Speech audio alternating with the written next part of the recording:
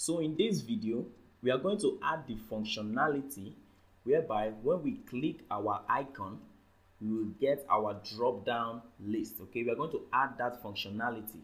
Okay, so on a max width of 780 pixels, which is this screen here, so we are going to add that functionality whereby when we click this drop down over here, we will get our drop down list. Okay, so to do this, we are really going to use a little bit of JavaScript to do this. Okay, we need to use just a little bit of JavaScript to do this. Okay, now don't get scared, and maybe you might be telling yourself, oh, we are already diving into JavaScript. Okay, don't get scared. This is just going to be a little JavaScript code. Okay, and it's also going to help you because when you start diving into JavaScript, you won't have problems. Okay, when you start diving into JavaScript, it won't be too strange to you. Okay, so we're just going to add a little JavaScript in order to make this click work. Okay, so we are going to be creating an on-click event whereby when we click this icon, we are going to have our drop-down list. Okay, so we are going to use a little bit of JavaScript snippet, a little code of JavaScript. Okay, so we need to create a JavaScript file. Okay, now to create a JavaScript file, you need to do that under your body, not under your body, under everything on your web page. After your HTML, after everything, all your code, so you need to add it below, underneath here. Okay, so to add JavaScript, you just simply need to use first of all, let's create the file, the JavaScript file. So go here, you click new file. So we are just going to call this main.js. Click enter. So now we have a JavaScript file over here. So let's just bring this here. So now we have a JavaScript file. So let's go back to our index.html. So let's name this file. So you can actually name your JavaScript file anywhere. You can use you can put your JavaScript file in your head element, but the best practice is to put your JavaScript file underneath here, down here. So we just use script. So name your JavaScript file. To call it, you use script, and then you use source, src, source, and then you just call your JavaScript name, which is main.js.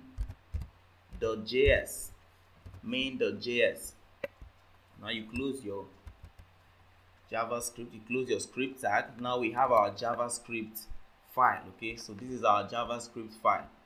And now JavaScript is used to interact with your web page. So we are going to be using JavaScript to interact with this unordered list. We are going to be using JavaScript to interact with these UL elements. Okay, so to get started with this, because we want to create this is going to be an on-click event, so we need to create an event. So there is something we call event. There's something we call event in JavaScript. Okay, so let's create this event inside this icon, because this is the icon we are going to click. Okay, so you simply say on click. It's an on-click event, so you use on click. So this function, and we are going to pass in a function inside of this on click. So you say on click. After your on click, use equal sign, and then use your double quotes. Inside this double quotes, you specify you can use anything you like, but we're just going to name this with something relevant, with something reasonable. So we are going to call this what are we going to call this? We'll just call this just simply call this drop down, because it's going to drop down, because our drop down click. Because when we click this, we're going to have a drop down list item. So we just call this drop down. And after you specify this name, you use a bracket. You use this bracket, and then you are done. Okay, after your drop down, you can specify these two brackets. Okay, so now remember, this is a function. This drop down is a function. So what we need to do is to go inside of our JavaScript file. Inside of this JavaScript file, we need to call that function. So you say function, and then you call the name of that function, which is drop down, that function which we created just now. So you say drop down, and then you put the bracket. So this is a bracket now, and then let's open this function. Now inside this function, like I said, we need to interact with our unordered list. Okay, so we are going to create a variable. We are going to call this we are going to first of all, let's go over to our index.html. So to interact with this unordered list, we need to create an ID. We need to create an ID. So ID, when you want to use ID, is something specific. ID is mostly used for JavaScript. You use class. You use classes to style your web page, but for ID, I think ID is mostly used to interact with your web page using JavaScript. So we are going to create an ID because we want to interact with this unordered list. So we'll say ID. After your ID, use your equal sign and then double quotes once again, and we are just going to call this unordered list. Unordered hyphen list. So to make this reasonable, so obviously it's an unordered list, so we just call it ID of unordered list. So in here we are going to say var. This variable we're going to put after the var, use ul because this is an unordered list. So you use your equal sign and then you say document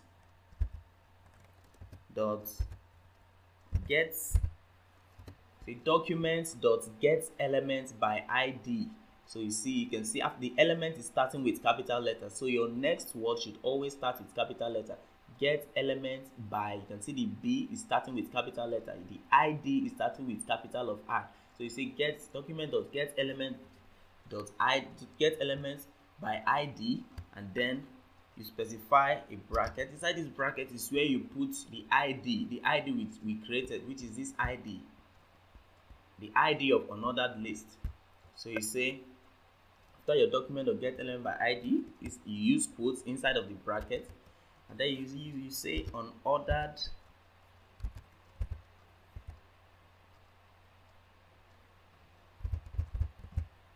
hyphen list, unordered list.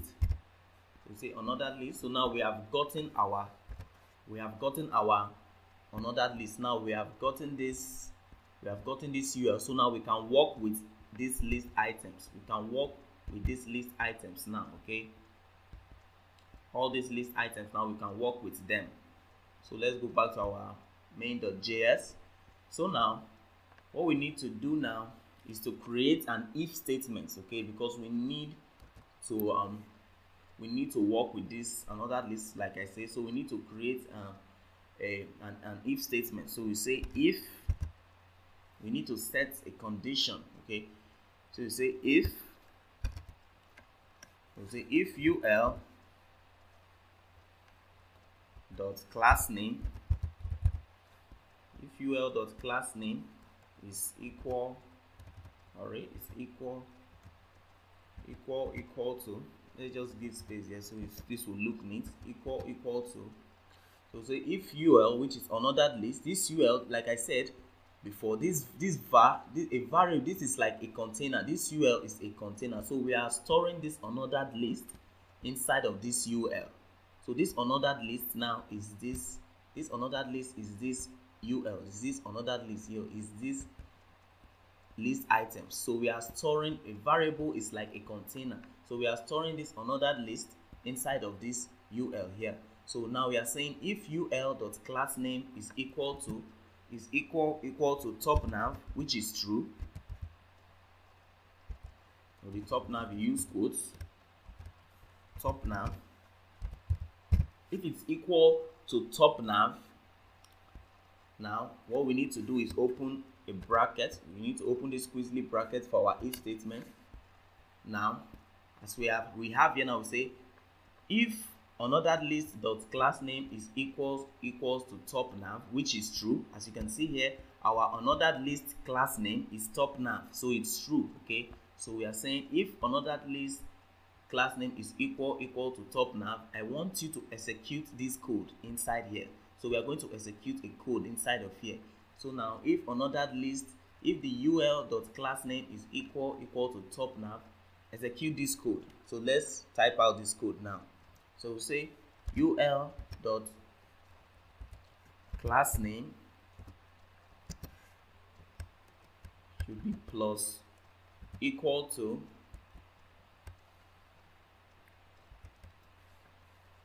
create space, responsive.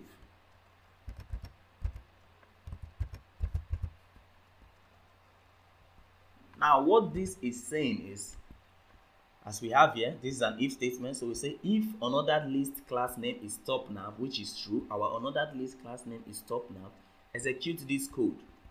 Execute this code. So now this code is, we are simply telling it that unordered list class name should add responsive to it. So now this plus equal to is adding responsive now to this top nav. This plus equal to is adding this responsive to top nav. Okay, so now by doing this, we now have a class like this here. So this is what we simply want to do. So we now have responsive. So this is what we have now, but it's invincible. Okay, so now we are not going to specify it like this. We are simply naming the class with JavaScript. So we are simply adding responsive to top nav. Okay, so we are creating this space because we want to create space there. So now the class we have now is top nav responsive. We have created this class because we want to use this class to create. We want to use this class to work inside of our CSS. So whereby when we click our button, our drop down click, when we click our icon, we are going to have our drop down list. Okay, so now we say if another list.class name is equal to top nav, ul.class name add responsive. So we just come down here and use else, because when using a if statement, you also need an else statement. So we just simply say else ul.class name should be equal to top nav.